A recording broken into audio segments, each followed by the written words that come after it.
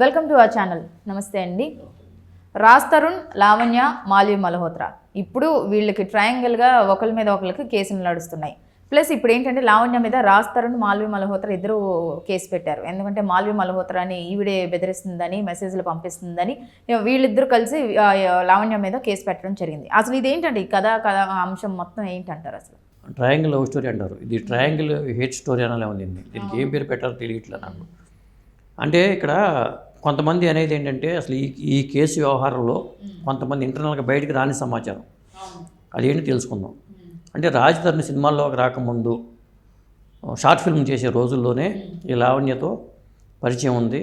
అతను short film చేయడానికి financial assistance అంతా ఈ లావణ్యనే చేసింది అని చెప్పి ఒక సమాచారం అయితే ఉంది. అతను ఎంకరేజ్ చేసి వాళ్ళిద్దరి మధ్యలో ఉండే ఎఫ్ఐఆర్ వల్ల ఎంకరేజ్ చేసి అతను సినిమా ఫీల్డ్కి రావడానికి కూడా హెల్ప్ అయ్యింది అనేది ఒక సమాచారం. నిజానిజాలు మనకు తెలియదు కానీ బయట అనుకున్న టాకు అలా స్ప్రెడ్ అవుతుంది. అది మనకి నెట్లో సోషల్ మీడియాలో అంత పెద్దగా రావట్లేదు కానీ కొన్ని వస్తున్నాయి. కానీ అందువల్ల రాజ్ తరుణ్ ఈ స్థాయికి రావడానికి హెల్ప్ అయ్యిందని చెప్పి ఒక కారణం అయితే ఉంది. ఇంకొకటి ఏంటంటే అసలు ఆవిడని వదిలించుకోవడానికి కోసం రాజ్ తరుణ్ ఆవిడకి డ్రగ్స్ అలవాటు చేసాడనే టాక్ కూడా బయట స్ప్రెడ్ అవుతుంది. అది అంటే ఒక విధంగా చెప్పాలంటే నిజాలు మనకు తెలియదు. ఇప్పుడు ఆ అమ్మాయిని డ్రగ్స్ కేసులో ఇరుక్కోవడం అనేది నిజం. ఎందుకు ఇరుక్కుందంటే అతను వదిలించుకోవడం కోసం ఇతనికి డ్రగ్స్ అలవాటు ఉండి ఇతను వదిలించుకోవడం కోసం అలవాటు చేశాడు అని చెప్పేసి ఆ ప్రచారం కూడా ఒక పక్క జరుగుతుంది ప్యారలల్గా. నిజాలు మనకు తెలియదు కానీ చెప్తున్నాను నేను అది. కానీ ఎవరిని అడిగినా ఎవరి వర్షన్ వాళ్ళు చెప్తున్నారు. బట్ ఇందులో ఎవరిది నిజమో ఎవరిది మనం తీసుకోవాలంటారు? ఎప్పుడు కూడా అలాగే ఉంటుంది. ఎవరి వెర్షన్ వాళ్ళకే ఉంటుంది. ఒక భార్యాభర్తలు విడిపోయారు అనుకో, అమ్మాయి వెర్షన్ ఒకలాగా ఉంటుంది, అబ్బాయి వెర్షన్ ఒకలాగా ఉంటుంది. మధ్యలో వాడికి అర్థం కాదు అసలు ఏం జరిగింది అనేది. మధ్యలో వాడికి అర్థం కాదు. వీళ్ళు జుట్టు పెట్టుకుంటూ ఉంటారు. ఎందుకంటే మధ్యవాడు విన్నాడు అనుకో, ఆ అమ్మాయి చెప్పిన అలా ఉంది, నువ్వు చెప్పేది ఇలా ఉంది కదా, నాకు అర్థం కావట్లేదు, నేనేం చేయను అంటాడు. నిజాలు నీకు తెలుసు కదా అన్నా కానీ అట్లాగే మాట్లాడతారు. ఇక్కడ కూడా మనం అదే చెప్పుకోవాల్సి వస్తుంది. ఇప్పుడు ఆ అమ్మాయి వెర్షన్ ప్రకారం ఆ అమ్మాయి ప్రచారం చేస్తున్న విషయాలు ఏంటంటే నాకు డ్రగ్స్ అలవాటు చేసింది, డ్రగ్స్ అలవాటు చేసేయడం లేదు తెలియదు కానీ అమ్మాయి బయట జనం అనుకుంటున్నారు కూడా. ఇది స్ప్రెడ్ అవుతుంది ఎక్కువగా. రాజ్ తరుణ్ని అలవాటు చేసి ఇరికి చేసి తప్పించుకోవడానికి చేసేయడం అంటున్నారు. ఇప్పుడు మాల్వి మల్హోత్రాతో ఎఫ్ఐఆర్ ఉందని అమ్మాయి ఆరోపించడంతో మాల్వి మల్హోత్రా మళ్ళీ ఫిల్మ్నగర్ కేసులో కేసు పెట్టింది. ఇప్పుడు మళ్ళీ అది ఒకటితో పాటు మళ్ళీ రాజ్ తరుణ్ కూడా మళ్ళీ లావణ్య అమ్మాయి మీద కేసు పెట్టాడు. మొత్తానికి ఇది అంతా ఇలా తిరుగుతూ ఉంది కేసు. అంటే మీ అభిప్రాయం ప్రకారం నిజంగానే రాజ్ తరుణ్ ఈ అమ్మాయిని వదిలించుకోవడానికి డ్రగ్స్ అలవాటు చేసి మాల్వి మల్హోత్రాతో ఎఫ్ఐఆర్ పెట్టుకున్నాడా, లేకపోతే జస్ట్ వీళ్ళు ఈ అమ్మాయి రాజ్ తరుణ్ని కావాలని ఇరికించాలని ఈ అమ్మాయి ఇలా చెప్తుందా అనేది ఎలా చూడొచ్చు అంటారు దీన్ని? ఇప్పుడు నేను చెప్పే కదా, ఇప్పుడు భార్యాభర్తలు విడిపోతే మధ్యలో వాడు ఉంటాడు, వాడికి అర్థం కాదు, వాళ్ళు చెప్పే వెర్షన్ వీళ్ళు చెప్పే వెర్షన్. ఇప్పుడు నా పరిస్థితి కూడా అదే.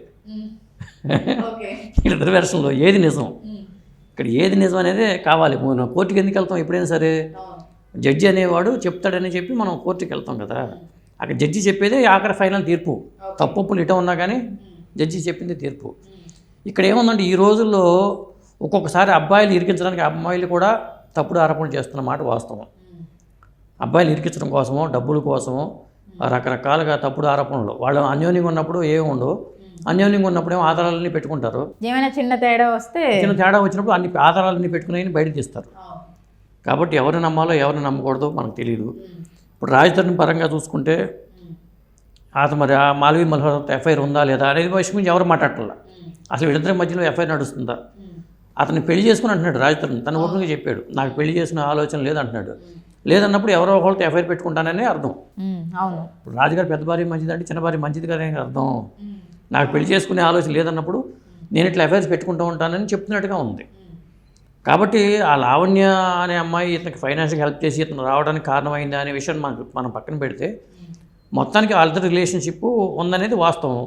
కొంతకాలం ఉంది, కొంతకాలం లేదంటున్నాడు. ఏదైనా ఉన్నదనేది వాస్తవం కదా, లేదనేది పక్కన పెడితే ఉన్నదనేది కూడా వాస్తవమే. కానీ ఈ మధ్య చూసుకుంటే నిజంగానే ఈ ఎఫ్ఐఆర్స్ గోల్ అనేది ఎక్కువైపోయింది ఇండస్ట్రీలో చూసుకుంటే. ఇప్పుడు కొత్తగా రాజ్ తరుణ్ వచ్చింది, మొన్న చూసుకుంటే మొన్నటికి మొన్న దర్శన్ది ఒకటి అయింది, అలా ఇంతకుముందు చాలా అయితే మనం చూసాం. అసలు ఎటుపోతుంది అని అంటున్నారు ఈ ఇండస్ట్రీ? ఇది ఒక సంధికాలంలో ఉన్నామని చెప్పాలి. ఇదివరకు పెళ్ళిళ్ళ మీద సినిమాలు చేస్తే జనం చూశారు, చుట్టాలు వస్తున్నారు జాగ్రత్త సినిమా చేశారు చుట్టాలు వచ్చే రోజుల్లో. ఇప్పుడు ప్రేమల మీద సినిమా తీసినా చూడరు. ఇప్పుడు ప్రేమదేశమో లేకపోతే ఇంకో సినిమానో వాళ్ళు చేసినా చూడరు. అంటే ప్రేమల పరిస్థితి రోజులు పోయినాయి. సహజీవనాల మీద సినిమాలు చేసామనుకోండి కొంతవరకు చూస్తారు. అంటే జనరేషన్ గ్యాప్ ఇది, టైం అలా వచ్చేసింది, సహజీవనం మీద వచ్చింది. ఈ సహజీవనం మీద కూడా కాకుండా ఇంకా ముందుకెళ్ళిపోయే పరిస్థితి కూడా కనిపిస్తుంది. ఇట్లాంటి పరిస్థితుల వల్లే ఇన్ని రకాల గొడవలకు కారణం. ప్రధాన కారణం ఏంటంటే భార్యాభర్తల మధ్యలో అన్యోన్యత లేకపోవడం ఒకటి, పెళ్లి చేసిన వాళ్ళు కూడా పిల్లలకి ఎక్కువ స్వేచ్ఛ ఇవ్వటం కొంత కారణం, ఇంట్లో పెద్దలు లేకపోవడం ఒక కారణం, తల్లిదండ్రులు ఇంట్లో పెట్టుకోకపోవడం, బామ్మల్ని అమ్మమ్మల్ని ఇంట్లో పెట్టుకోకపోవడం, వాళ్ళని దూరంగా ఉంచడం, వీళ్ళు వాళ్ళని దూరంగా ఉంచి వీళ్ళకి గడపడం వల్ల చెప్పిన మాట, పెద్దలు చెప్పిన మాట సర్దిమూట అంటారు, పెద్దల మాట సర్దిమూట అంటారు, ఆ మాటలు వినకపోవడం, పెద్దలు చెప్పిన మాటను పెడచెవిని పెట్టడం, ఇలాంటి కారణాల వల్ల వివాహ వ్యవస్థ విచ్ఛిన్నమైపోయే పరిస్థితికి వచ్చేసింది. భార్యాభర్తల మధ్యలో కూడా పెళ్లి చేయాలంటే పెద్దలకు భయం వేస్తుంది, కలిసి ఉంటారా లేదా అనే పరిస్థితి. వీళ్ళు కూడా పిల్లలు కూడా నేను పెళ్లి చేసుకునే పరిస్థితి వచ్చింది. ఇప్పుడు రాజధాని ఎట్లా అన్నాడో నేను పెళ్లి చేసుకున్నాను, చాలామంది బయట వాళ్ళు కూడా అలాగే అంటున్నారు నేను పెళ్లి చేసుకుని అంటున్నారు. అది పరిస్థితి, సమాజంలో ఇప్పుడున్న పరిస్థితి అది. ఇన్ని రకాల సమస్యలకు ప్రధాన కారణం కూడా అదే. వివాహ వ్యవస్థ విచ్ఛిన్నం కావడం వల్ల ఇంకో తోడు కోసం, ఇప్పుడు దర్శన్ కేసుని తీసుకుంటే లేకపోతే ఇంకో కేసు తీసుకున్నా, పవిత్ర జయరాం కేసు తీసుకున్నా కానీ విచ్ఛిన్నం అయిపోవడానికి పవిత్ర లోకేష్, పవిత్ర జయరాము, పవిత్ర గౌడ, ఈ పవిత్రల మధ్యలో కథ తీసుకున్నా కానీ ఇదే కారణం. అది ఒక తోడు కోసం ఇంకొకరికి ఆశ్రయం అవడం, వివాహ వ్యవస్థ విచ్ఛిన్నం కావడం, ఆ ప్రభావం వాళ్ళ పిల్లల మీద పడటం. పిల్లలు కూడా అదే, ఇప్పుడు ఆవు చేలో మేస్తే దూడ కట్టును మేస్తుందా అంటారు, పిల్లలు కూడా అదే బాటలో పయనించడం, ఇది కారణం అమ్మ. అంటే ఇప్పుడు అంటే మీ అభిప్రాయం ప్రకారం సినిమాల ప్రభావం ప్రజల మీద ఉంది అంటారా?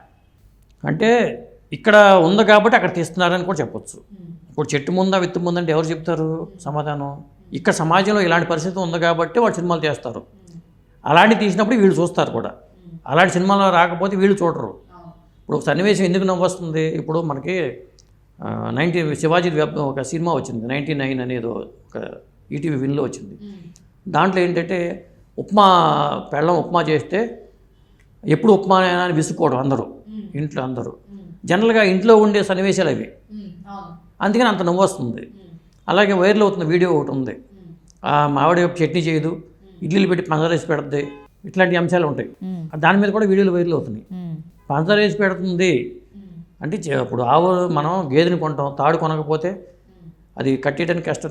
తాడు అనేది కూడా ఇంపార్టెంటే. తాడు కొనరు కొంతమంది, అంటే ఇడ్లీలు వండుతారు, చట్నీలు చేయరు.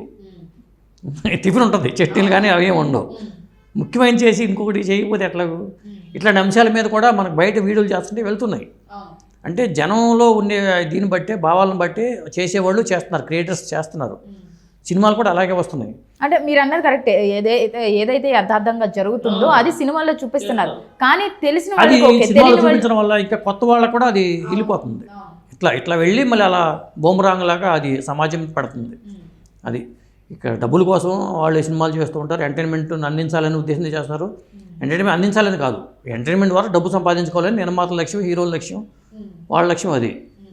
ఇట్లా అది ఎంతవరకు అనేది ఆ పిల్లలు చూసేవాళ్ళు కూడా అది ఎంతవరకు తీసుకోవాలనేది పెద్దలను బట్టి ఉంటుంది. ఇప్పుడు వెస్ట్రన్ కల్చర్ వచ్చేసింది, ప్రపంచం అంతా ఒక ఇది వచ్చింది, ఇంటర్నెట్ వచ్చిన తర్వాత. ఇదివరకు ఏంటంటే అక్కడ ఉన్న పరిస్థితులు ఇక్కడ రావడానికి టైం పెట్టేది. ఇప్పుడు సెల్ ఫోన్లు వచ్చేసిన తర్వాత ఇంటర్నెట్ యుగంలో చీమ చిటుకుమన్నా కానీ అక్కడికి ఇక్కడికి వచ్చేస్తుంది. అందువల్ల అక్కడ కల్చరు, వెస్ట్రన్ కల్చర్ అనేది ఇక్కడికి బాగా ఫామ్ అయిపోయింది. ఇది ముందు ఇంకా విస్తృతంగా ఉంటుంది నాకు తెలిసి. ఇవాళ మనం ఇప్పుడు సంధికాలంలో ఉన్నామని చెప్తున్నాను నేను. ఈ సంధికాలం దాటిపోతే ఇంకా అది ఎప్పుడు వస్తుందో తెలియదు, కానీ విచ్చలవిడితనం అయితే పెరిగిపోతుంది. అది చాలా ఇబ్బందికర వాతావరణమే ఉంటుంది.